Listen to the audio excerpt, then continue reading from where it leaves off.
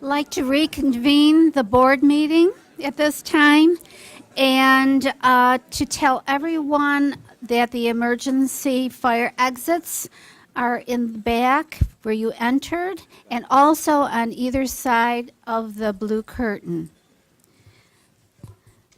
This is the time when we have our board commendations for excellence. And the first is going to be for Business and Marketing CTE Career and Technical Endorsement. Students and the presenters are Mr. Robert Clark and myself.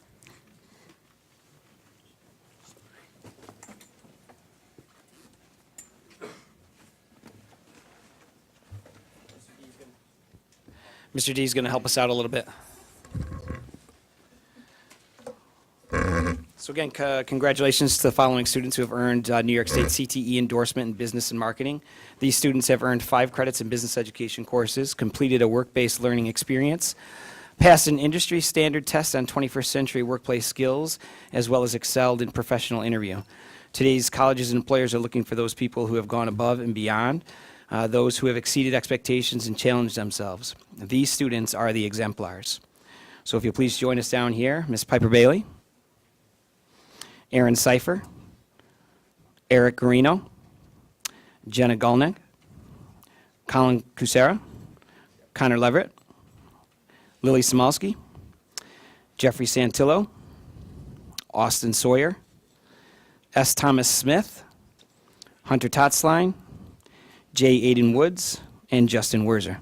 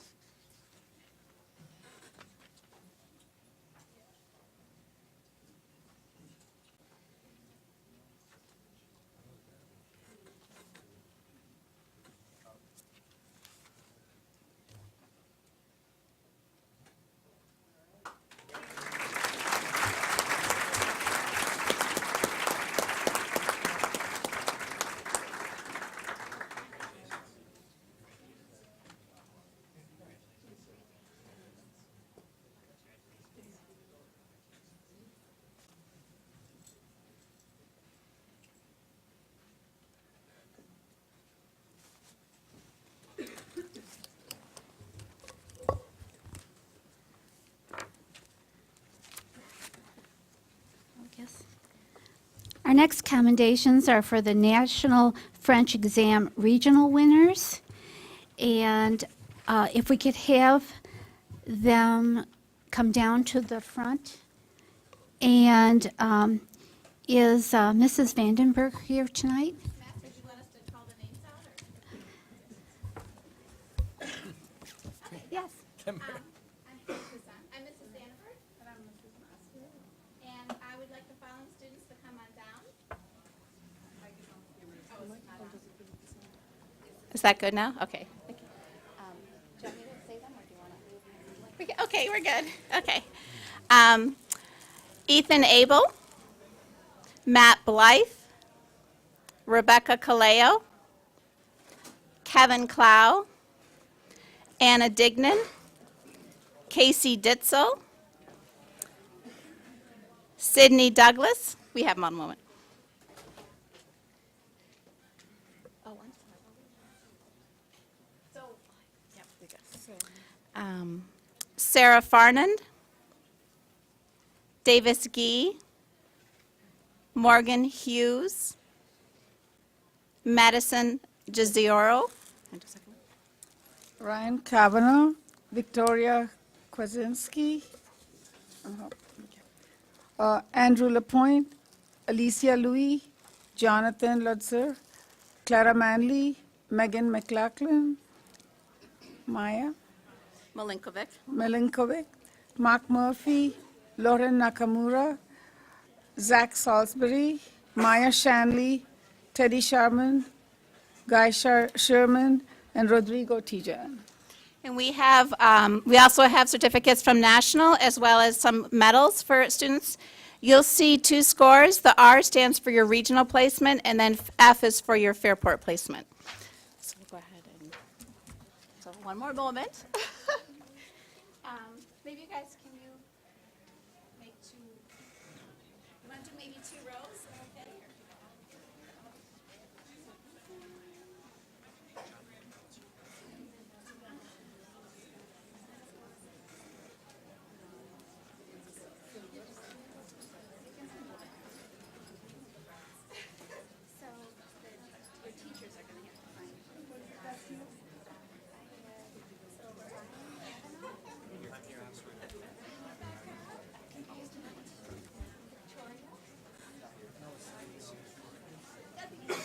We're a little, all these awards, we don't have enough hands.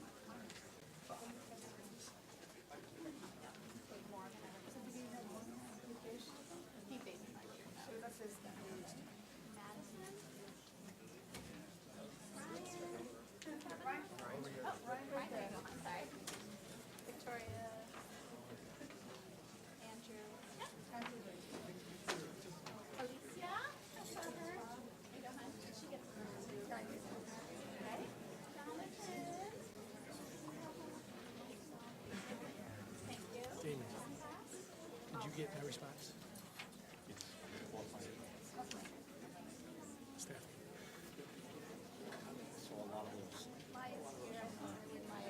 Oh, there's Maya.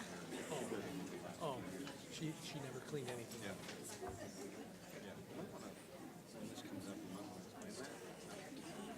I don't know if anybody pays attention to that, but that's kind of big Mark. coordination with everything else that's happening.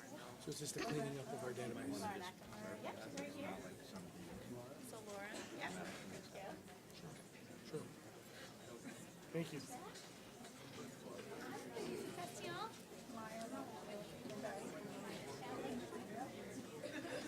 Teddy, where's Teddy? Try and give me a, if I miss it, give me a volley. Right, if, Can you guys make a second row? We'll get a picture. Okay, second line. Go ahead. Get a photo. Okay.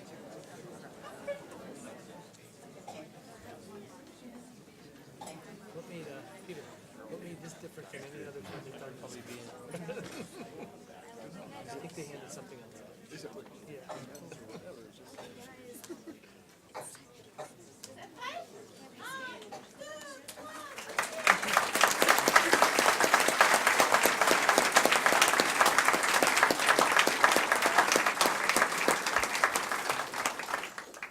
Okay, we're good, right?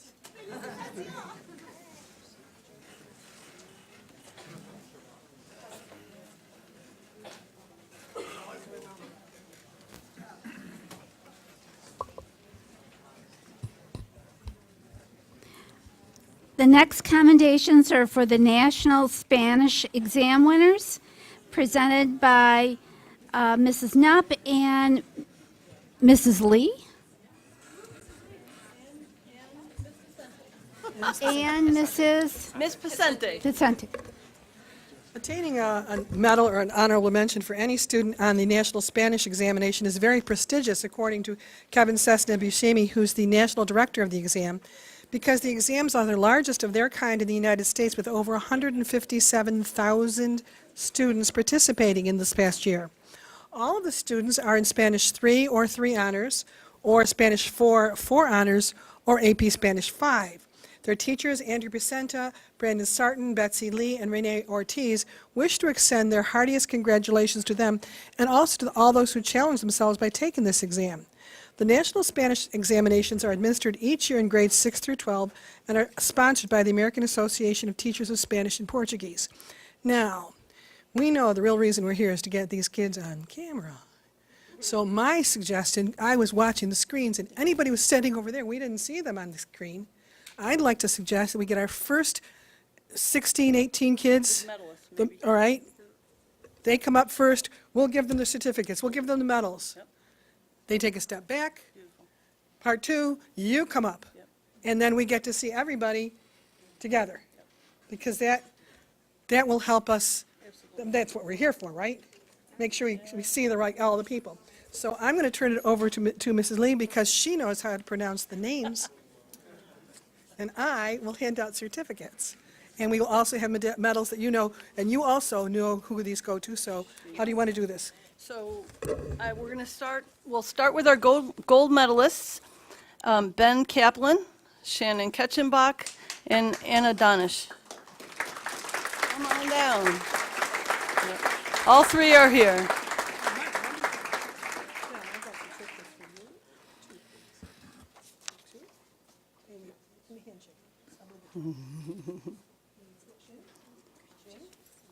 We'll get a start on the silver while the golds are receiving their medals. Julia Allen may not be here with us tonight, but she's a silver medalist.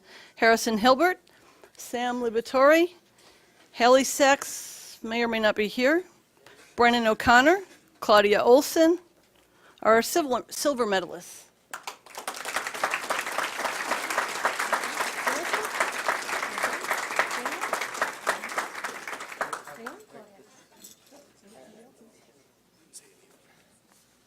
We have a few people missing tonight.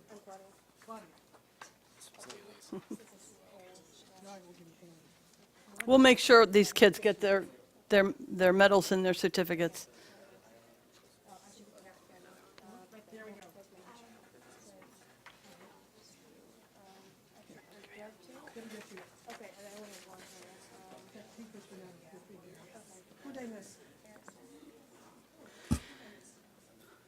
Okay, the next group, try to stay in order here. I'm going to go slowly.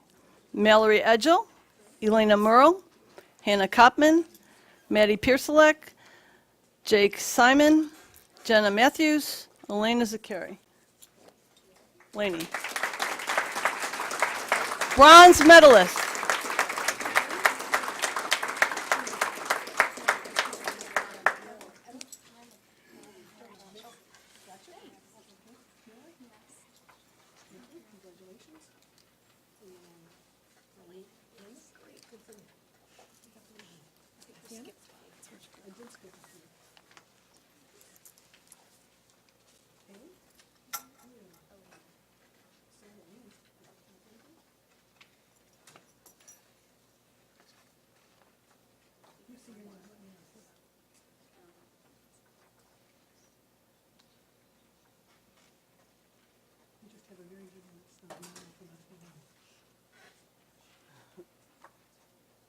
There's Jenna.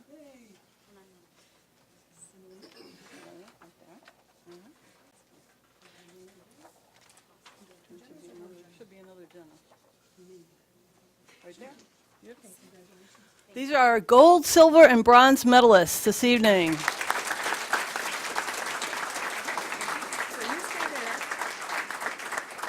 And now we'll have the next group come up, and it'll be more confusing, because once we get out of order, I don't know what's going on. But that's okay, too. She can help you with those because the medalists are done. These are the honorable mention for Spanish 3. Arif Aliboudi, Emily Austin, Caroline Bennett, Zoe Christides, Dante Kosha, Kristen Engdahl, Sean Grisenda, Sean Henretta, Riley Hopkins, Mallory Kingsley, Claudia Steblin, and James Suter.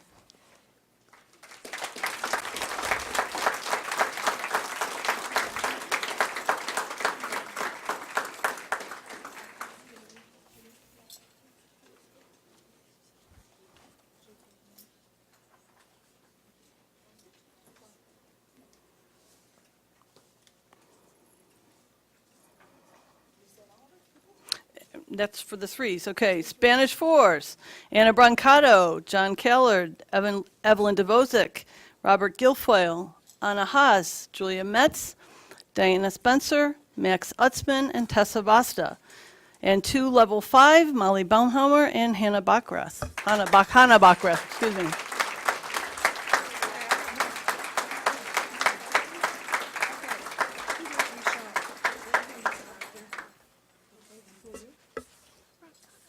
Oh, look at that, right on the top, I picked up. Thanks. Okay, congratulations.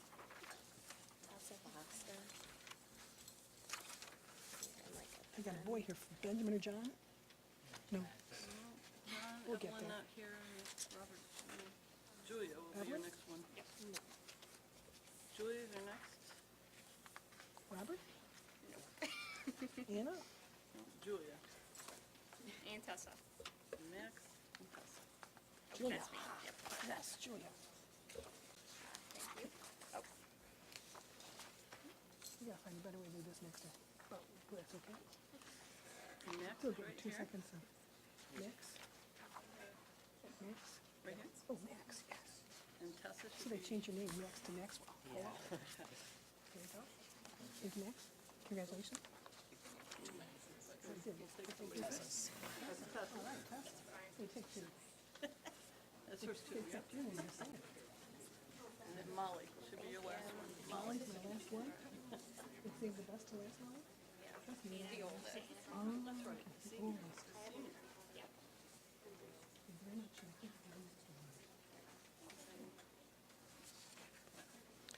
So thank you very much for everyone who participated in the exam. Congratulations to you for all you're doing, and can keep up the good work, because it's with language that we learn about other people and other cultures, and hopefully you'll have a great time in your next, not just in tests, but in your whole life, learning about other people. Thank you.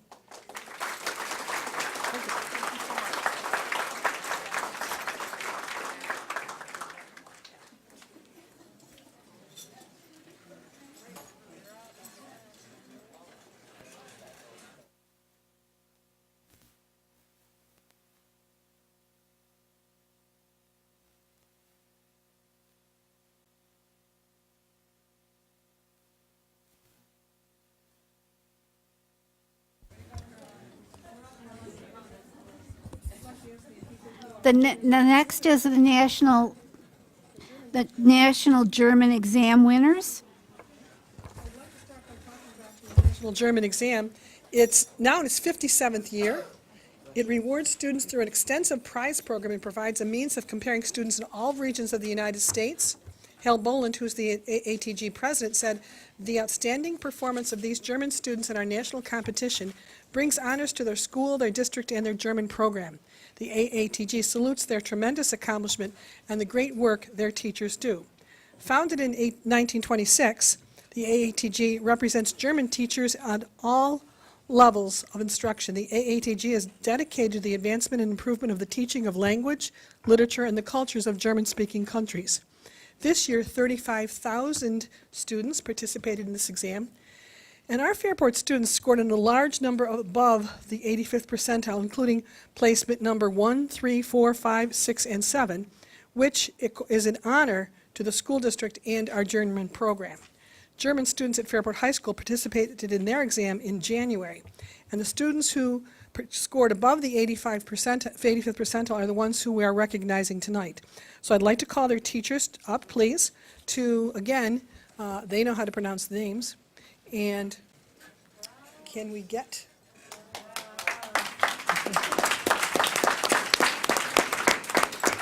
You know, this is, I only know you as Mrs. Frau. Everyone knows me as Frau. It's good. Because it's one of those funny stories, but I just laughed. We have two sets, as we did before, of certificates. We have medals for people, and I'd like to suggest we do something similar.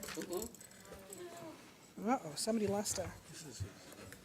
I'd like to suggest that we do something similar, which is ask some of the students up at a time to give us a chance to get organized, to get them their awards, and then another group later. So does that sound okay to you? Yes, All we right, so- Germans, we organized. You're- She said I didn't. Okay, so you would start, please. Thank you.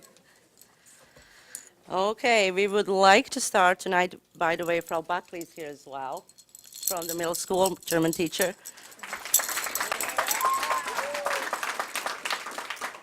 We would like to start this evening with German level 4 and 5. So the gold medal goes to Sam Liberator.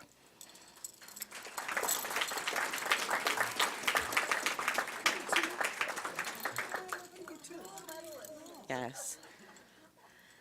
So the gold goes to Sam.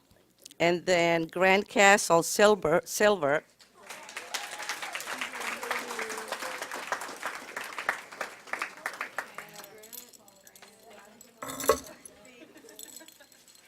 Good job, Grant. This is great. I get to see It is beautiful. Then we have Tara Schroed for a silver medal as well.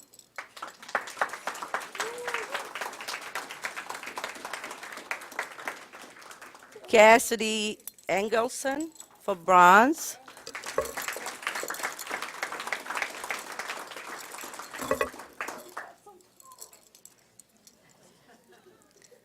Michaela Buckley, bronze.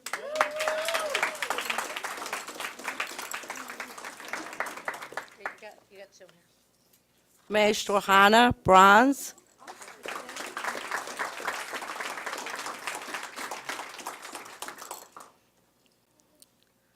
Stacy Walker, bronze.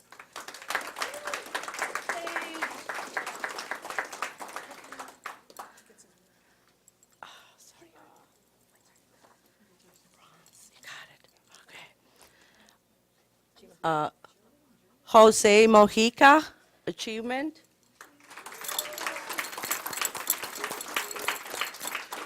Buena suerte, Jose. Brenna McSorley, achievement.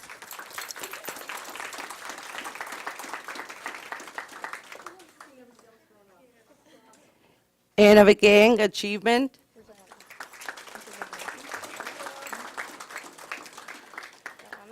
Vienna Busher, achievement.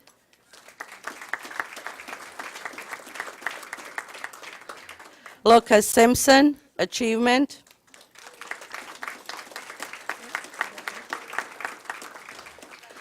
We will continue with German level 3.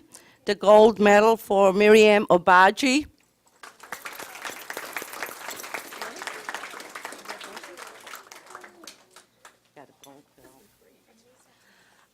Silver medal, Mason Kozodi.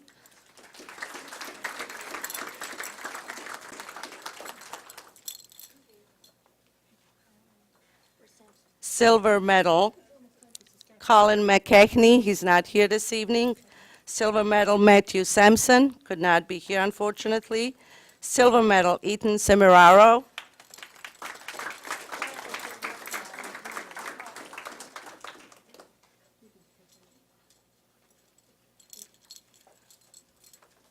Silver medal, Livia Merkel. Silver medal, Joseph Himmelberg. Bronze, Matthew Leo.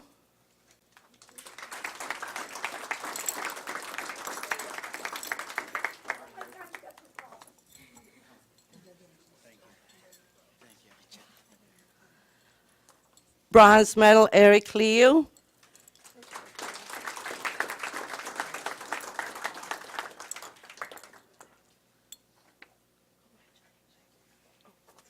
Bronze medal, Victoria Poster.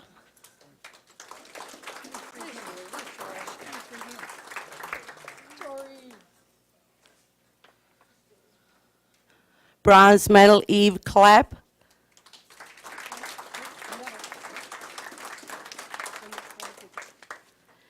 And 2 achievements, Natalie Eckerson.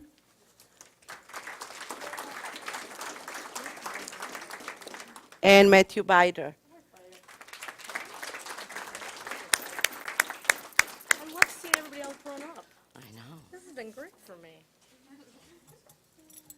Thank you to the board for the chance, and everyone, thank you to Mr. Clark, of course, for support, and thank you all of you for being here. We are so very proud of all of them. Thanks.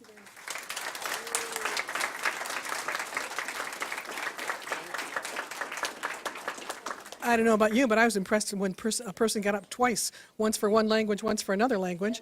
Again, and congratulations to all of you. And as I said before, language is a key to understanding other people. Thank you for what you are doing now, and I hope it will continue throughout your lives. Thank you.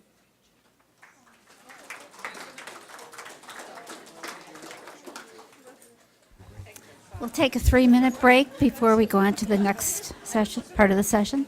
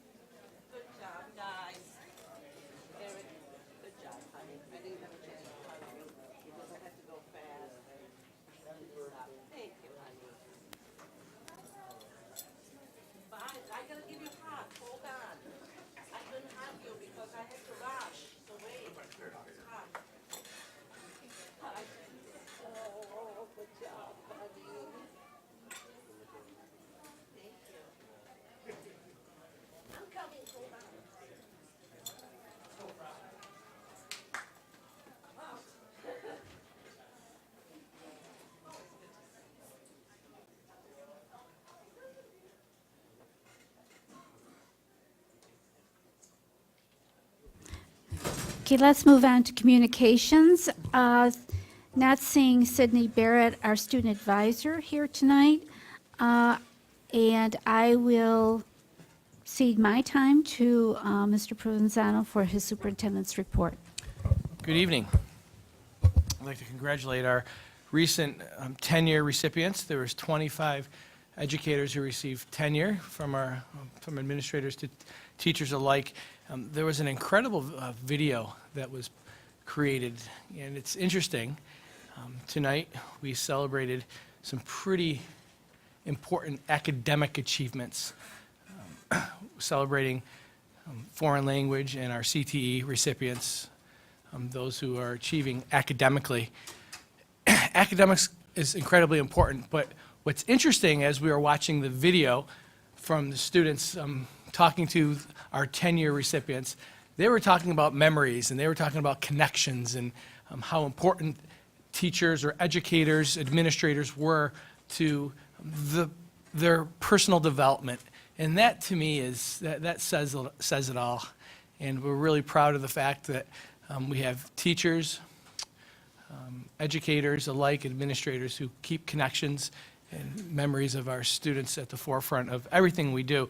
And like I just said, we just celebrated 10 students who received recognition for advanced designations in CTE, foreign language awards, over 90 students talking or sharing their talents and celebrating their talents with foreign language. But what's also impressive was a couple minutes ago, this room was filled, right? And it was not only filled with students, it was filled with families.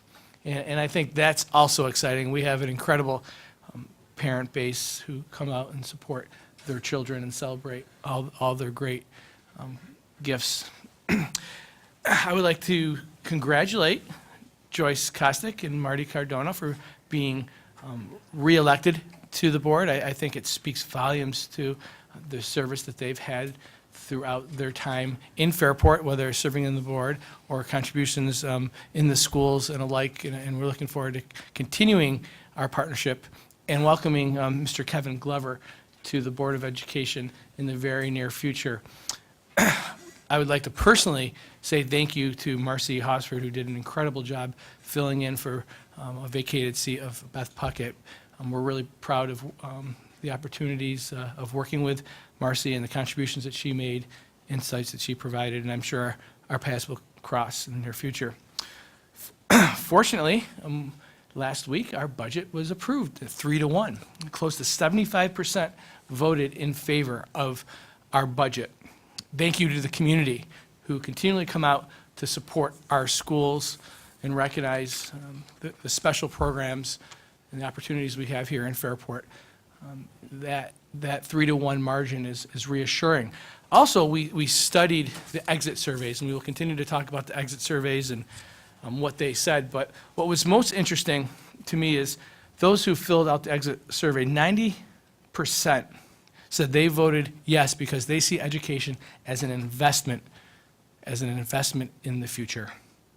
They also talk about what's important. 83% value opportunities for students, something that I know that this Board of Education is really holds to the highest of priorities, is making sure that our students in all of our schools, K-12, have incredible, meaningful opportunities, not just academically, but beyond.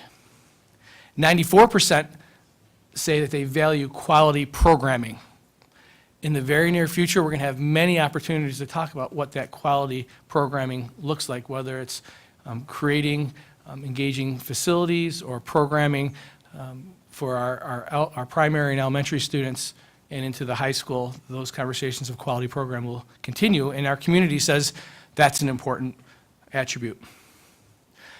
Our community is also saying 64% have said that they appreciate our efforts in trying to control spending and look forward to future conversations around this very topic.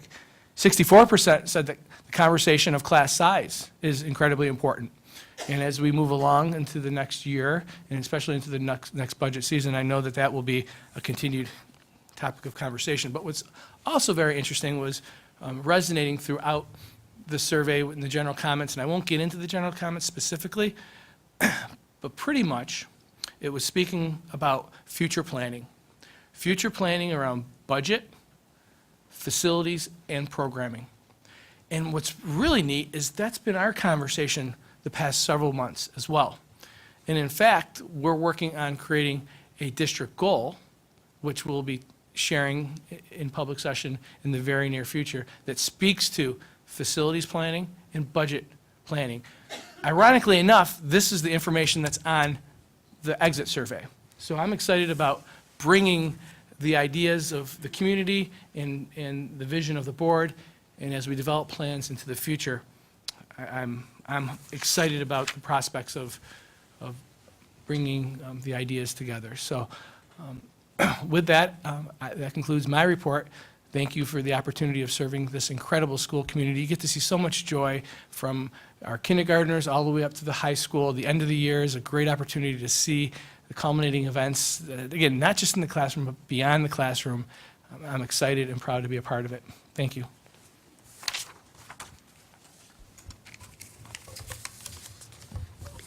Next is the treasurer's report by Mr. Stevens. Hey, good evening. The treasurer's report we have in front of us tonight is the month ending March 2017. We had a beginning balance of $59.98 million, receipts for the month of $14.37 million, disbursements of $9.2 million, and an ending cash balance of $65.13 million. Big difference between this year and last year is March is a big state aid month, and we see that we received a larger payment this year, which speaks to our increase in aid from 15-16 to 16-17. If we remember the $3.2 million we really got back, we see it's close to $3.8 million more in aid in March. So that's the big difference in cash this month. Thank you.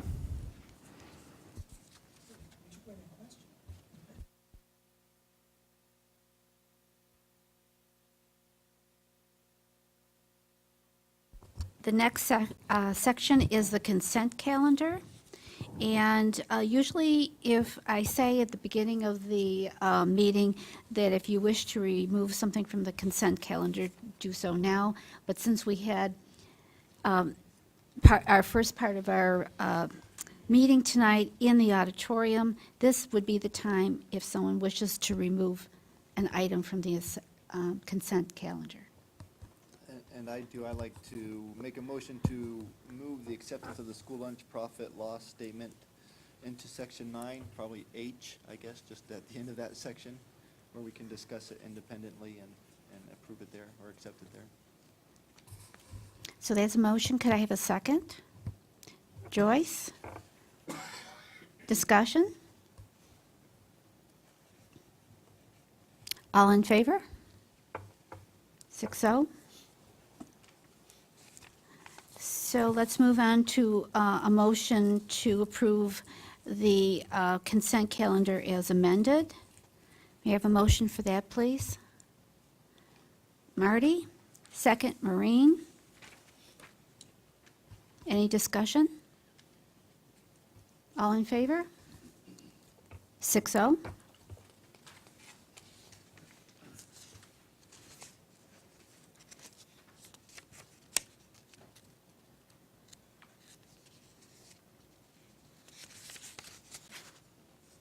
Okay.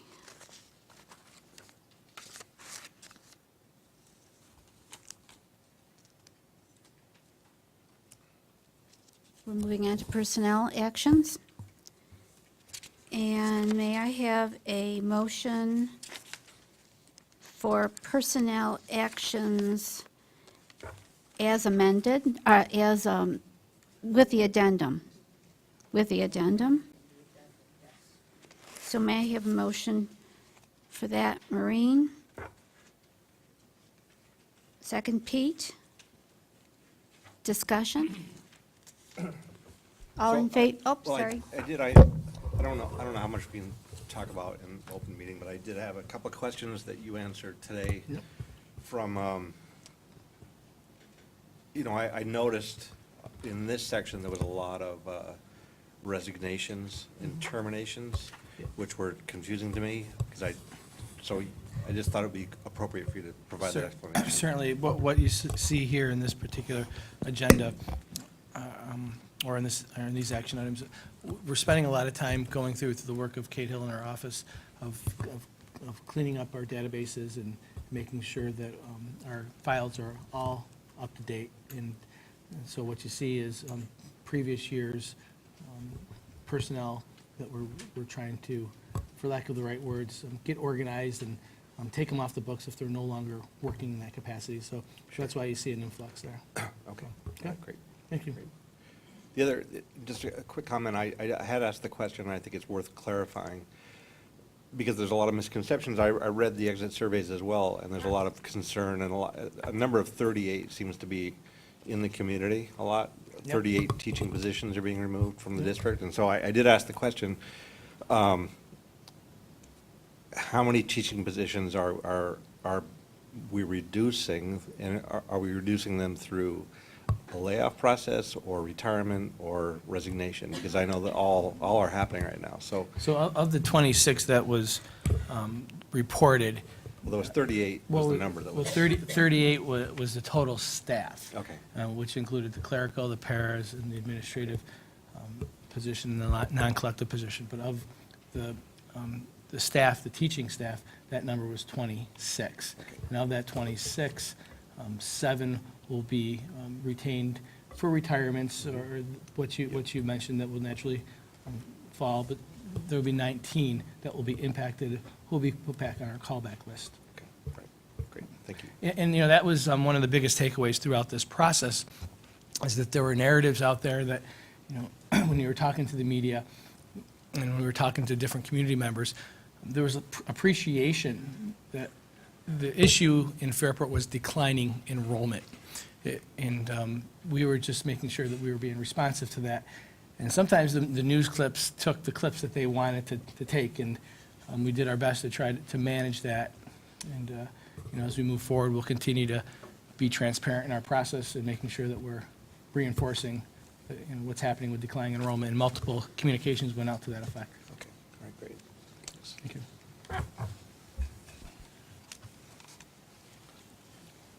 All in favor? 6-0. Non-instructional and civil service staff actions. Quite a few pages here. May I have a motion for those, please? Maureen, second. Joyce? Discussion? All in favor? 6-0. 2016-17 salary increase for Assistant Superintendent for Human Resources. May I have a motion, please? Pete? Second. Damon? Discussion? All in favor? 6-0. Next is a presentation of the Capital Improvement Project, monthly project update, May 2017, presented by Campus Construction Management. Yeah, so tonight we have with us Mr. Mark Esposito as well as Charles Brown from Campus Construction Management. We also have a representative from Labella, Troy Williams in the audience as well. So, Mark? Good evening. So we're going to give the May 2017 update on the 2015 capital improvement project that's ongoing right now.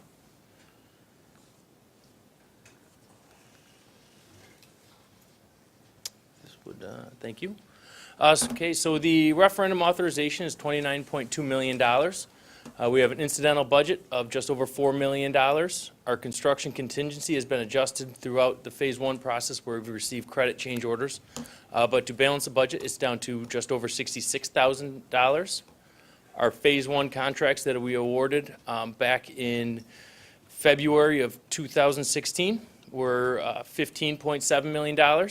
Our Phase 2 contracts that we awarded back in January of 2017 are just over $8.2 million. And then we have state contract items of playgrounds, the HVAC controls within the high school building, and then also the auditorium seats are being purchased off state contracts for just over $1.1 million. So an update on our construction contingency. So as you saw, we had that $66,000 budget balancing item to keep us at 29.2 because we can't spend more money than that. Through the end of the month, we had approved $533,000 worth of credits back from the roofing contractor and also some additional change orders that happened throughout the Phase 1 portion of this work, which was leaving us just under $600,000 in that construction contingency. There are a couple change orders that are later on in the agenda that currently are not included in this that are additional credits still coming back that are part of our $161,000 worth of pending items in our issue log. So there is still more money that we're expecting to be approved for credit change orders for change in work of scope of work that was been awarded in contracts, which are all very good things to make sure that we have a good budget moving forward with the construction. Through the end of the month, we were 61% on the Phase 1 roofing portion of this work, which a lot of that was last year's work getting us caught up and starting up the roofing here at the high school over the past month. And then 6% of the Phase 2 contracts that were awarded in January of 2017. So we're just starting up that work here at the high school. So obviously on the roofing, you're working here on the high school. Obviously, are you working on any other facility in the district right now? Right now, the work is here at the high school. We're starting to look to start, we have some chimney work, some change order chimney work at Martha Brown that I'm going to get into a slide coming up of what we're going to be doing here in the next month before summer hits. But then also some of the miscellaneous site work, those access roads, emergency access roads, or something else if we can get the weather to work for us, where we're not tearing up all the ground, getting to it where it's too soft. We're going to try to get that work done also. So, but I'll hit that on a little bit here. So our construction contingency was 0% complete, but our overall budget is running in a very good place for us with this project going through, and the anticipation is for it to be completed by the end of the school year for the final cost reports that are due in December of 2017 here. So at our last meeting, we ran into an update on the electrical issue here at the high school. Since we were here last in the beginning of April, we were able to make a permanent solution, put it in place starting April break, and actually have the permanent power restored at the beginning of the high school with that generator that was running from the April break to the May 6th. It was a very successful transition of the lines out of the building and new lines into the building and lowering them where we ran into them in the bathroom, and we have some photos of that later on this. But really Ross's team the contractors that came in and helped out. The roofer actually let us use his crane to hoist the wire onto the roof to be able to get in there. So it was really a team effort from everybody to pull that off. So I mean, really, a lot of good work happened to get the power restored permanently here at the high school. And the purchase of all that stuff happening right now is going through the insurance process because of that issue that happened there. So all the paperwork and process going in for a claim takes some time, but we're putting that all together, and Matt's taking the lead in submitting that work. Yes, that was the district's insurance, because that pipe was not where it was supposed to be and being so shallow in that. And you'll be able to see, we put a photo of where it was existing in this. So just a schedule of the upcoming stuff you're going to see before we come and see you again in June, when we give you the update and stuff we're going to see in the summer. But here at the high school, roofing work began over April break, and we're continuing to move through this. We're doing a lot of coordination and communication with the district. We have principal meetings on a weekly basis to make sure that we're working in areas throughout the building and try to minimize any disruptions that we're having. At Jefferson Avenue, we'll not be starting any of the roofing work over there till the summertime. And then Martha Brown, part of the Phase 1 portion of work that's still there, we're doing some of the chimney repointing, the masonry repointing on that as part of a change order work that was never scheduled part of the contract. So that's the Phase 1 portion of the contracts that is still out there. On Phase 2, we've started work here at the high school in multiple of areas. So last time we came in and started talking with you, we were working at bathroom areas. We've, since April break, opened up the secure entrance and main office and began working in that space, gutting those rooms and creating a lot of the partition walls you'll see with the new spaces, and we have photos showing that. Continuing on with our toilet room renovations, we're getting ready for tile installation in different areas. Locker room has been fully gutted. There's a lot of heavy demolition going on in that space where we're able to egress onto the exterior of the building without having to come through the building. And that heavy demolition is going to be wrapping up here next week with, then we'll be putting in above ceiling MEPs.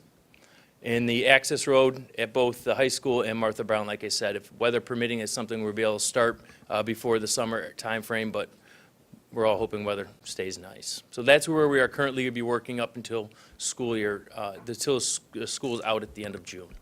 One thing I want to stress is, first of all, I appreciate the communication. And whenever, issues will arise, from home projects to major construction projects, but whenever there's circumstances that need to be adjusted or looked at, the team really supports Bob Clark right now, because this is where the majority of the work is. And, coming up with alternative plans, being flexible and responsive, if it means adjusting when you do your work, making sure that we're taking feedback and going back and making adjustments so we create a safe, productive environment, mostly for our students, but for the crews as well. So I think that's worth noting, and we really appreciate that. Thank you. So we have some photos of stuff that's happening throughout the buildings, just so you get a sense of what's going on. So up in the Fairport, in the main office area, the above ceiling mechanical, electrical, plumbing work has been getting installed. So once the ceiling gets in there, we don't have to get back above it. So this is ductwork in one of the reheat coil units. All the partition walls throughout the high school main office area have been installed, and as you can see, they're insulated for that privacy that was something that was discussed throughout the design process to make sure that we can maintain noise between different offices up there. So the partition walls have been installed. In the entrance area of the main office, you'll see the ductworks above the ceiling, and then also there is a soffit that this will be matching with the desk below, so it's a rounded desk, so when you walk into this space, it's where the greeting area of the high school main entrance will be. Up on the roof, as you can see, the different processes and layers of the roof that are going through there, with the ballast being the final stone ballast on the roof. The roofers working up on there, laying out the membrane on top of the insulation that was installed up there. Removal of the soffit around the high school will be replaced going into the summer time frame after the roofing's been completed above. A look inside the locker room. So some of that heavy demolition with the lockers being removed, masonry walls being knocked down. This is so we had to create some negative air to minimize any dust going back into the building. So what we do is we bring in these units that are actually called negative air machines, and they actually pull the air and push them outside, so we're actually drawing air from the building instead of allowing air to get back into the building to minimize any dust that gets leakage from the demolition that happens there. What are the kids using for locker rooms now in the interim? Currently, They rescheduled their physical education units to do more competitive games that don't require changing, so ping pong, Okay. archery, things like that. Okay. So they've been planful about knowing the construction was coming. They reorganized their units. Okay. And the baseball team, the athletic teams they don't use the locker rooms? Those are the team rooms. Yeah. Oh, those are different. That's another issue. It's a whole other conversation. but we began working with the athletic department last summer, letting them know that this construction was going to have to happen, and it can't physically get done in one summer's duration. So this was the plan of trying to get it done, so come September, this is completed and the new school year starts off fresh. So for the summer, I think it's worth noting, to your point, this is an active facility. However, this summer, because of the safety and construction needs, students will be going to Minerva DeLand, using other facilities, making adjustments just so we can complete the work here. It's going to take a lot of work and coordination from Ross and his team to make sure that the facilities or the resources that they have here are moved off-site to other districts. Are teachers going to be able to get back in the building before the first day of school? Yeah, I think that's something that Bob has and will continue to communicate with his staff in a fluid manner. Absolutely. School's starting in September. Yeah. And everyone knows that that's our priority, and there'll be times when sections will be closed off, Yep. and Bob will be communicating that, but also there'll be times when it's open, Yeah. fluid access. And Sure. I think Bob and his team, and coordinating with Ross and the team from campus, we're ready to do that. Correct. We've been informed about different orientations that have to happen in the summertime, that maybe not all of the building will be accessible, but there will be the parts that are needed will be. So that's a coordination process it's the reason why we have the weekly principal meetings. For any work that's happening at a building, they're aware of what's happening, and if they have activities, we're aware of it also. So it's a two-way communication street. So again, this is where the negative air gets pushed out of a door, so it's not affecting anything within the building. And I'll look at just inside of these locker rooms as we start tearing up the mud set floor underneath the tile, and getting. We did not find anything We interesting. can't tell you, Dan. And then we actually have saw cutting going on there, so we have to put underground plumbing. All the sanitary has to come out there, so now we have to reroute all of that. So a lot of work is going on in these locker rooms and recreating them. It's a full gut and demolition. Are these interior to the building, or are they on the exterior? Like, how do you get all of the refuse out of there? They're on the outsides of the building on the Okay. backside. They have their own emergency egress doors out of them because of the size of them and the number of students that could be in there. Yep. We're utilizing those emergency egress doors while they're being closed off, so we don't have to pull stuff through the buildings, and we don't have to have manpower enter through the buildings where they're occupied. We can actually come in from the outside. So we'll look at some of the in the bathrooms. We are putting up ceiling grid and putting in the electrical rough-ins for the lighting that has to go in all those spaces. And then also within the toilet rooms, all of the sanitary has been installed underground. So there was a saw cutting and putting in that, and then those are ready for finishes to begin getting installed in there.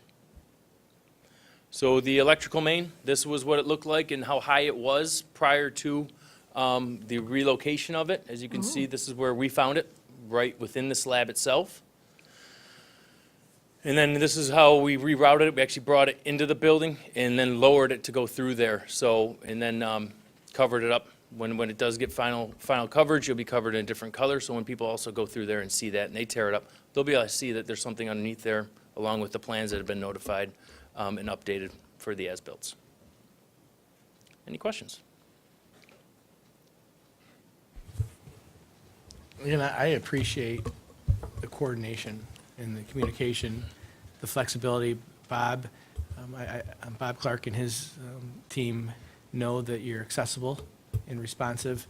And Bob, when there has been the need to advocate, you've done a great job of making sure that everyone knows the needs of the building. And I anticipate that to continue. So thank you. Thank you. How much time are you spending during the school day when when school's in session? Are you working then, or do you have to wait till the school is finished? We have two shifts going on right now. We have a shift, which is during the school day, starting at 7 a.m., goes to 3:30, and there's also a 3:30 shift for some of the more noisy stuff that's happening up on the roof and for some of the metal work that has to go on there. So when they bring the stone up to the roof and spray that out there where it becomes a little bit noisy, that's the stuff going on in second shift. The stuff happening during the first shift are in these isolated areas like the locker rooms and the roofing work that is going on up there also. I've heard the noise is in the first shift, too. It's not a bad thing, but. And those are some of the things, when we do get those, we try to go up there and minimize and tell the guys they need It to has stop to in this happen. area. I realize So those there's are no all way things that around we it, do. But I mean, there's a lot of noise up there on the roof during the day when the kids are learning, and it just has to happen, but I think it's pretty, it's not just the way it is, you know? So, All right. yep. I think, great job. So I drive by though, and I see there's just construction happening everywhere. There's cranes and people and coming and going, so I am impressed that the building is functioning and students are learning and you guys are getting your stuff done. I'm amazed that nobody's bumped into each other, because I imagine that at the end of the day, when everybody's leaving, there's a lot of traffic out there, so. There is a lot of traffic out there, and our people know that at 210, you stay off that road. So thank you very much. Thank you very much. Brett, this is off topic perhaps, but what's the schedule for the bus construction phase, if you don't mind? I know you guys are right here to answer anything that. I could tell you that. That was the What's- conversation of our, I'm What's not going like, on with the bus construction? What happens with that next Do you- phase, do you the wanna first take- phase of that construction yeah, phase? because I have it in my Okay. notes here, but go Okay. for it.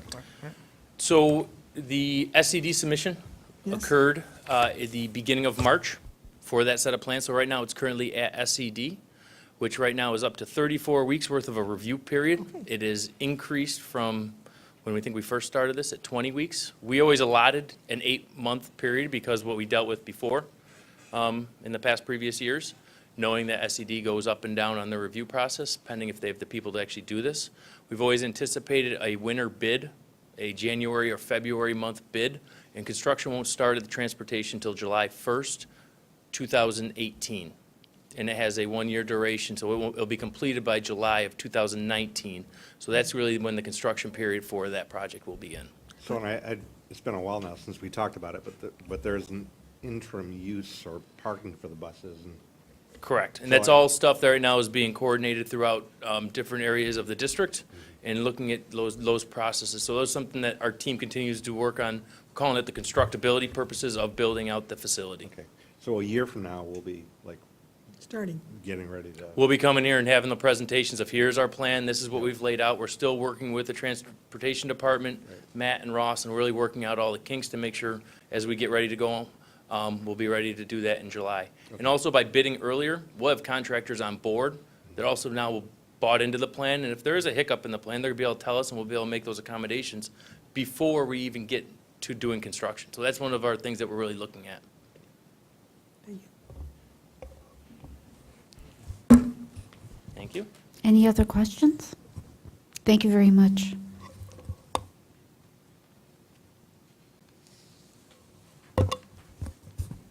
Next are board discussion and action items.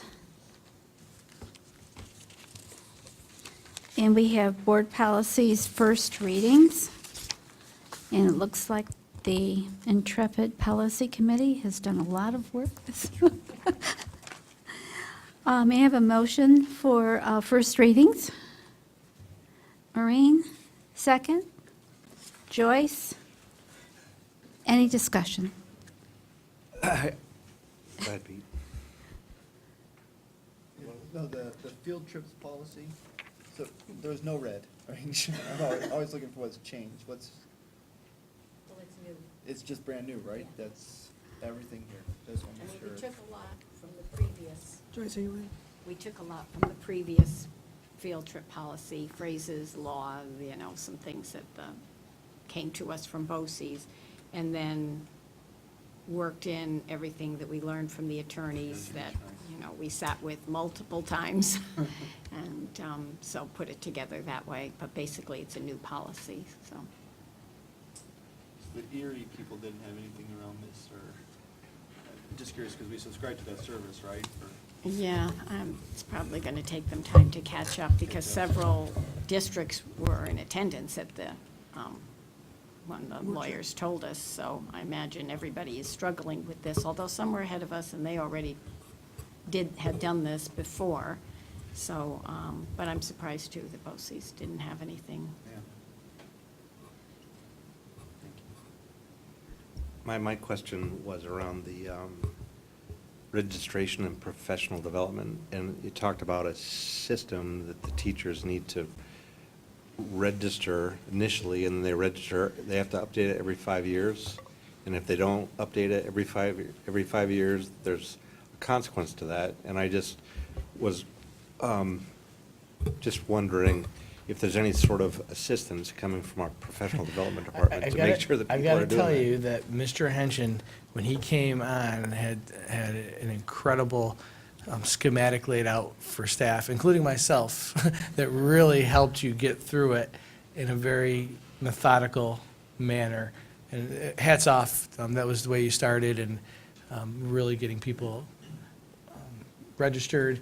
If there was questions, he actually went into the buildings and, sat in the office area, and we had like these office hours, so he could walk through this professional responsibility. And so at the end of 5-year cycle, nothing's a surprise, right? There's going to be assistance to help them. There's always a surprise. Update and, I mean, yes, I mean, that's the expectation, to systematize Okay. everything we do, so it's not haphazard, and that it's, the policies are put forth with good regulations. okay, Yep, quality. thank you. All in favor? 6-0. District Plan of Service for Special Education. May I have a motion for this proposal? Marty, second? Joyce? Discussion? Just say that Sheila presented a wonderful report to us at a workshop. And I that's- guess I didn't understand the purpose of this. I mean, I read it, it seemed like, okay, there's a vision for the goals of what the goals are for special education, then there was a big document. But I mean, was there a specific thing that was really, I'll let Cass elaborate, but in essence, it's reporting obligations that we're required to do every 2 years. But I'll let Ms. Wheeler talk a little bit more about that. Thank you. Well, you kind of stole my thunder there. Sorry. But it's a reporting obligation for SCD. Districts are required to periodically create a special education plan and review their practices and update their program documentation, so to speak, and then it is presented to you and hopefully accepted by you. You're welcome. It was pretty much an as-is. It wasn't an analytic. given the fact that we had just hired a new director, I didn't know if this was something that was, if there was a message of change here, or it was just It like. was a message, again, of an as-is, and I think having our house in order, in particular, Yeah. as we welcome a new director. So if you notice in the proposal, it doesn't say for approval, but for acceptance. So it's just presented to us, and, yeah. Good. All in favor? 6-0. Okay, so change orders for the 29.2 million capital improvement project. May I have a motion, please? Maureen? Second? Pete? Discussion? Well, it's one of the few times you like to see things in red. When you were putting it up on there, I said, oh, red, it's my new favorite color for numbers. Is this in addition to the 533, 500 that was in the presentation, or is it included in that number? It's in addition to the 533. I think Mr. Esposito mentioned earlier that that didn't include the change orders that were on this agenda. So it will be added next presentation, if approved this evening. And this is work, if you took a look at the memo, this is work that actually was bid as part of the roofing project. There's stone panels, marble panels over at Martha Brown and here at the high school, where the contractor, the manufacturer, went out of business during the process. So we deleted the work from that and bid it as part of the Phase 2 work, so it's within the GC work in Phase 2 of the project. So the, Contingency had to be adjusted because that increased that, or? nope, that wouldn't change contingency because that was all part of the bid work. So it's almost, it's actually like, the work is included in the contracts that we bid out in Phase 2. So contracts just came back a little higher, because contingency had been larger, right, at the last presentation, and it's, had the footnote there, it had been adjusted down to 66,000. Didn't we have a higher contingency previous because of all the prior change orders also? We did, but we actually, the reason that contingency changed is we accepted a lot of alternates in the Phase 2 bidding process, knowing that we had some of the credit change orders coming, such as the insulation. The insulation is really the bigger piece of the credit change order. This is work that, as we discussed it, in transitioning off of this, I mean, it couldn't be done as part of Phase 1 because the panels were no longer available, so that's why it was bid out in Phase 2. So the roofing contractor owed us a credit on this piece. So the work itself was moved to Phase 2. It is a credit on Phase 1, probably getting a little bit better of a price on Phase 2. So the change in the contingency, you said we're starting to go down and listen to the alternate things that were listed initially, or so we're? Well, we accepted alternate bids because we were monitoring the contingency budget as well, or the contingency, construction contingency, as well as knowing that there were some credits coming from the insulation that we've been tracking and it's been reported to us each meeting. So if, Well, right, that's what we're talking about. I mean, we're doing well, so we're able to do some additional things. Those are alternate bids. There's two things. Well, the alternate work included like the locker rooms, for example. That was one of the pieces that was bid as an alternate.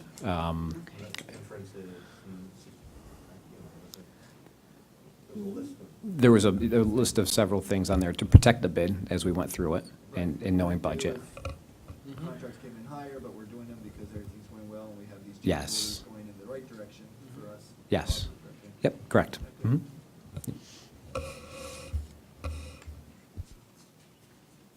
All in favor? 6-0. Textbook approval, themes, AP French Language and Culture, 2016. May I have a motion, please? Maureen, second? Getting up there fast. Second, please? Hello. Pete? Discussion? Was it just me, or did we miss the documents on this inbox? Yeah, it wasn't in there, right? Okay. Oh, I didn't see it, yeah, right. The school, which The one? textbook, We didn't get the documents. Textbook, we usually have the document of all the rationale and everything. We didn't receive any backup on the textbook. I generally like to read things in French. yeah. I'm sorry, we did submit the report with all the information in it. If you didn't get it, I'm happy to submit it again and send it to you. Sorry. Do you want to hold off on this? So we I can? mean, that's up to you. I'd rather not. I'd rather let What's the the difference instructors between go improving it now and improving it in, when's our next meeting, in 3 weeks? in 3 weeks. It's for September. I'm sure it would be fine. Oh, sorry. Can you just talk to us about it? I certainly can, absolutely. Because I don't know our expertise in French 5 textbooks. So, absolutely. So we're looking to, for a new textbook for French 4 Honors, French 4, and French 5 AP. And so the team is looking, and I can actually read what the teacher wrote. So this book includes a wide range of online components, including short films, audio broadcasts, and accessibility to differentiated student-to-student voice recordings and teacher-to-student voice recordings. There are online components, and there are links in the information that we sent you. I'm kind of sad you didn't get to see them, but I will send them to you. It's taking a look at really looking at backing out from the AP and backing out those requirements and skills that students need, and taking a look at what we're currently doing and looking at that this is a better alignment with what the students are required to do in the AP. And so scaffolding, what the teacher wrote is this, and it's Ms. Vandenberg that wrote it. The textbook gives the needed curricular scaffolding for interpretive, interpersonal, and presentational skills Fostering of these skills help to create students capable of critical thinking, students who are flexible in their verbal and written expression, students who can perform linguistically at a 200-level proficiency in French.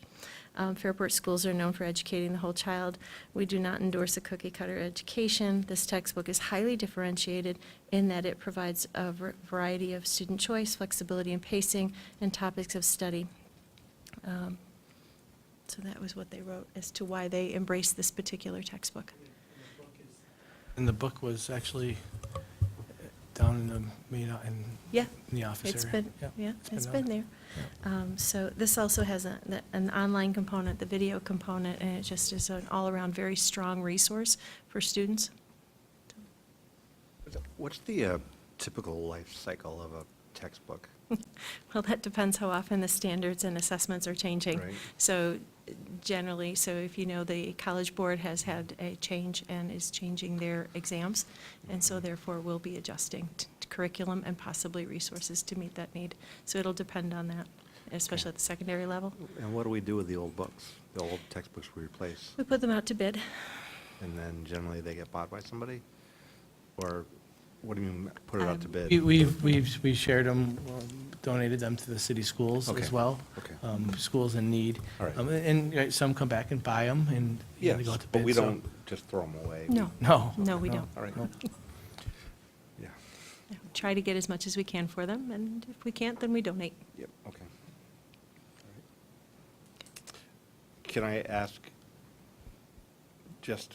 I'm just curious, but, so we're going to, for the French program, we're going to be buying this book, and I don't know how many books this is. What is- what- 115. 115, and what's the general cost? I'm sorry, $115, and it's 85 books that we need. Okay, all right. Okay. So is this being tabled now?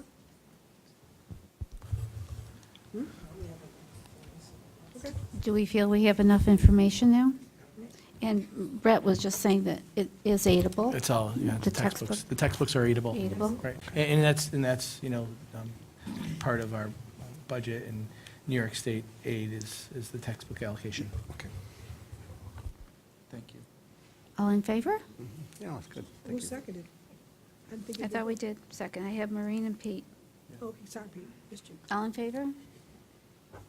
6-0? Thank you for that on-demand presentation.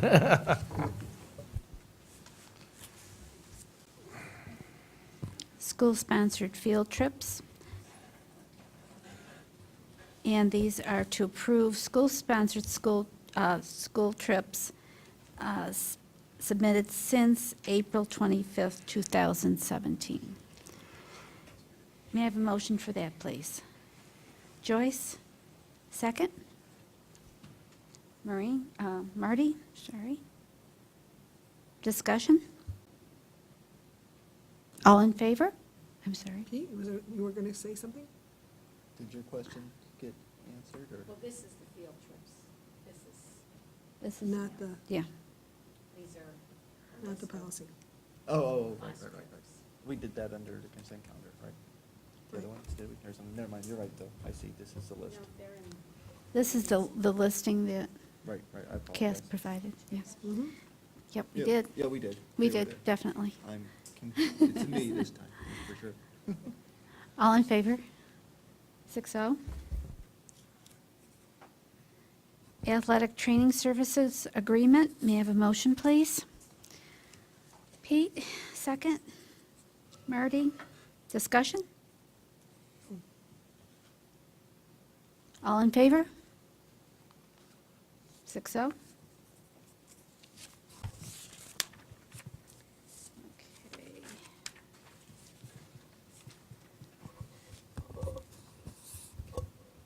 Overnight out-of-state field trips. We've just listed them. There's no approval necessary on these. Okay, so we're learning tonight, words are important, right? Acknowledgement, acceptance, approval, right?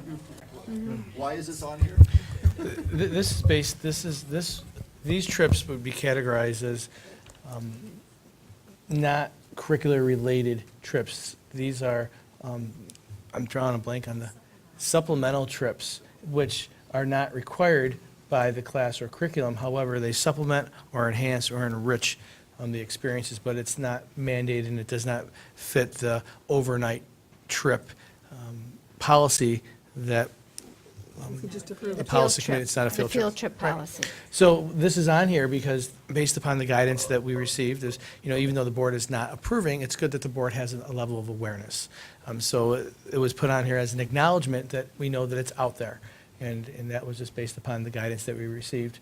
And as we continue to move and work through our understanding of the application of our new policy, we'll continue to, understand where the line is drawn between these supplemental trips and the class curricular trips. But these are supplemental trips in nature, but not requiring board approval. And therefore, we do not have a board policy on supplemental trips. Time for board comments? Oh, go Well, ahead. Just to clarify that, because we have had a lot of discussion about this, right? So we have a board policy on curricular-based field trips. I'm sorry. And it defines what a curricular-based field trip is. Correct. And then it defines what is not, or basically anything that doesn't fit that Yeah. definition is not. Yeah. And being it's not a district-sponsored trip, it's not a district-insured trip, it's not a district, it doesn't need board approval, and I just wanted to clarify that, and I think it makes it easier, quite honestly, more flexible to provide those definitions, so that, there was a lot of other stuff that's going on with that, so I like this. So we clarify As we things. move along, there'll be clarity, and we'll be able to see a clear distinction between what is curricular and what is supplemental, and how does it translate. When it is a supplemental, what does that mean? What are the responsibilities of the group that is supplementing versus if it's a curricular, what's the responsibilities of the classroom teacher in the school? There's distinct differences. Yeah. I just did want to clarify that this was not something that the board or you, anybody else came and said, we need to define this and put boundaries around it. This was something that we met with lawyers, and they told us that this is what we have to do. Our level of awareness Yeah. was increased based upon information we received from Harris Beach, and this gave us an opportunity to streamline our process, to make sure that we are being consistent in our practice. So it was good, it was a good exercise. It was a good exercise. The one thing I want to point out, because there's a lot of misinformation, the fact that we had to tap the brakes for a couple of months Sure. shouldn't be perceived as we wanted to shut down field trips. That was just not the case. Right. That was the case where lawyers came to us and said, you will be sued for a lot of money if you don't clarify this. And so we said, well, we better just take a step back and talk about it. Doing our due diligence. Right. And I think as we move forward and how we communicate, the policy, the difference between a supplemental and a classroom trip, this will just, like I say, an exercise that was well worth Yeah. the wait, if you Yeah. will, because it's actually protecting everybody and still supporting the great things that we have going on in our school. And I think we owe that to the greater community as we allow these opportunities. Right. I think we've figured out where we don't have to be involved. And I think that's, for me anyway, I think that's very good. But I do caution, saying that there's lots of gray. And I think it's clear as mud Yeah, sometimes. It's now, well, it's really cool. I It's think, very curricular. I think that you need to realize that when you're operating in the gray, that's where we are, and, and we can't control sometimes when things occur, or when events occur, but we're aware of it, and we'll make sure that we have the right safeguards in place, and that we're doing our due diligence. The building principals will be aware of the distinctions and the responsibilities and expectations that we have around having, with the regulations of this.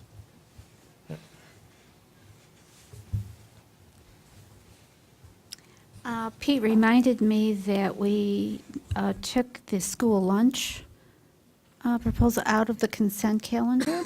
So could I have a motion on that item from the consent calendar? Joyce, second. Maureen, discussion.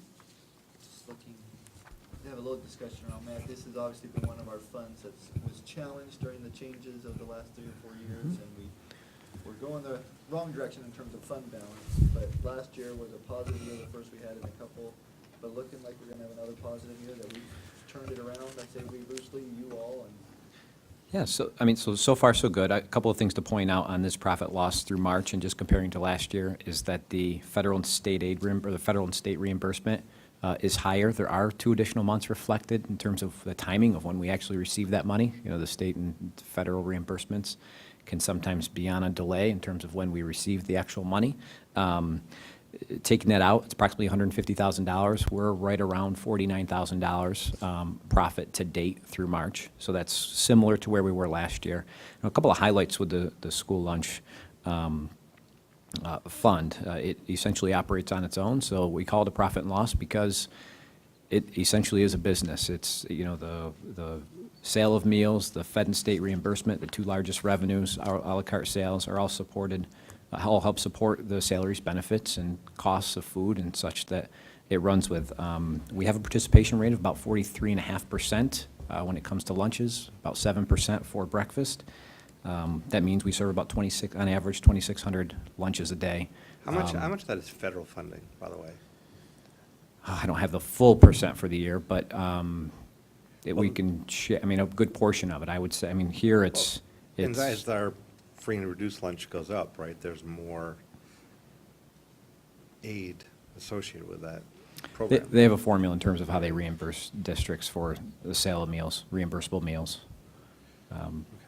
So if you read the news, right, and you read the proposed federal budget, there's about $9 billion in public education that's cut, including school lunch programs and other things. So I know I sent that note last week, just like, hey, I don't propose that budget's gonna be going into effect, but at the same time, we need to watch out and keep our heads.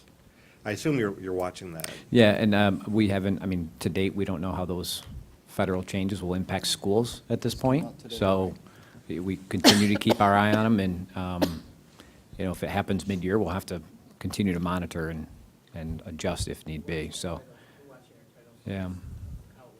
Yeah, so there's a lot of different federal funding. There's the school lunch, and then there's the title grants, the IDEA funds we receive as a district, so a good portion of pieces we receive in those, so. this profit loss for the actuals of last year, is it through the same time period, or is that all of last year? Through March, through the same time period. Yep, apples to apples, yep. That's why I wanted to point out that the aid is quite a bit different, 531 versus 365. You show the sales then, or this is something that's been consistent with all the changes that have been made at the federal level. So it's down still some. You said 43% participation. What's that compared to last year?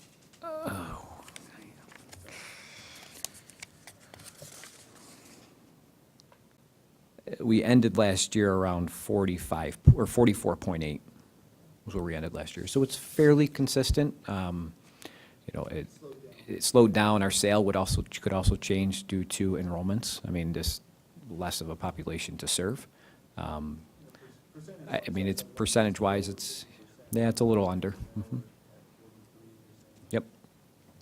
Yeah, so it's decreased. It's decreased slightly. Actually, breakfast has climbed, which has been nice. You know, just looking at last year, the exact same time period last year, we're down about 48 lunches, and we're up 38 breakfasts that we've served. So they've, you know, changed from year to year, and, you know, we've seen those numbers even change month to month in the current year.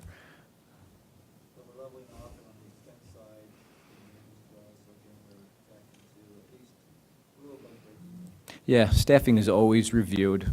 Cost of food is another piece that, you know, as we make the purchases, try to monitor and do the best we can to determine how much to actually purchase. We need enough to feed students every single day, though. That's the thing. So we can't run out. Never can be short. So I'd say they do a great job in getting those orders in the morning as best they can and managing them. I was just thinking, when you said we were down 48 lunches from year to year, technically, wouldn't we technically be up because we lost several days in March that we certainly didn't anticipate? you were to take it. It could also have an impact. No, Don't it do could. this, but if you were to say, if this, on day 110, this is how many things were served on day 110, this is, I don't want to make your life that crazy or that specific, because that would really be in the micromanaging details, but I just thought, why are we down? And I said, we lost days of lunches. We lost days. No, it actually has You know? it does have an impact, actually. And if it's that close, we could be technically a little bit higher. Yep, yeah, the Director of Food Services and I, we actually just met this past week, and as we're, trying to look at current year and review 17-18 budget for food service, a couple days does make a difference in a month, to say, well, how come we had this much more revenue this month than last, and well, we had 20 days versus 21 days, and it does make an impact. Mhm. Mhm. And then we do have the federal mandate from nutrition has changed, Mhm. right? So what we have Yeah. to provide for lunch, we can provide more crap now, I guess, but, so. Anyway, that's changing, so that's going to change. Right. No hot dogs. That'll impact the bottom line at some level, Mhm. right? So, but there are a lot of variables, it's not. There are. linear. Correct, yep. Right? It's just that one thing though, in the supplemental construction budget that we have, right? There are some needs, we have been asked over the last couple of years about upgrades to some of the cafeterias. I'm not sure. Yeah, not in this project, but as we talk about building utilization, building conditions, that will be part of the facilities planning as we come about that in the coming months, without a doubt. All in favor? 6-0. I believe now is time for board comments. Just anybody wish to go for it. So when I did send you a note on the exit survey, just reading through some of the statistics there, and just one I wanted to highlight was that most people learned about the budget process. I mean, they looked at the commentator, some looked at the website, but the vast majority of people learned about the budget process by talking to people. It was word of mouth, right? So, so I'm just saying that, again, that's a problem, I think, because people, the resources that they can go back and look at the board meetings or archived, or look at the notes, or look at the commentator, or look at data that's coming out, that's not again, of the sample size of the people that actually did the exit survey, that's not what they used. They used just talking to people. So I think that's just something for us to be aware of. And I'm not sure how we control that. The other thing was that the demographics of the 19 to 28-year-olds, that was very low in terms of voting percentage, so I'm not sure if we can change that at all or make it easier for those people. There's young parents that are very busy with young kids to vote, but I think it's important to get their voice heard, because those are long-term parents in the district, so. I had a whole mess of things I wanted to talk about the federal, but I won't talk about that now. Anyway, so more to come, I guess. I just also wanted to publicly thank Marcy. I think she did a great job. It was good to have new eyes and say that, great work with her, and we're looking forward to, Kevin, welcoming you, getting you sworn in, and working with you on the board. Odyssey the Mind leaves for Michigan tomorrow. So, I know they're hopefully asleep by now, or they aren't, but the parents are busy packing. And they were very grateful They can sleep in the car, what? for the chicken barbecue. They were glad to be able to yes. sponsor that, and they're looking forward to doing more of that next year, so. They had a good time. Very They helpful. came in costumes. I don't So know if you had a the- chance to do that. They came in The costumes. tenure, it was awesome. It was really good.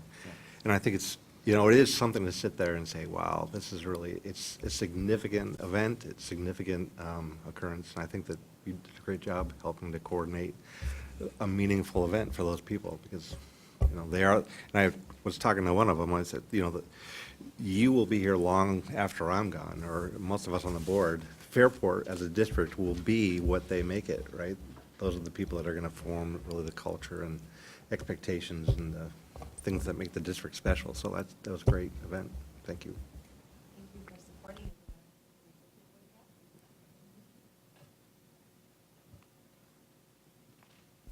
Okay. The next proposed resolution is that the board enters into executive session for the purpose of discussing the subjects that are listed. May I have a motion, please? Joyce, second Marty. Discussion?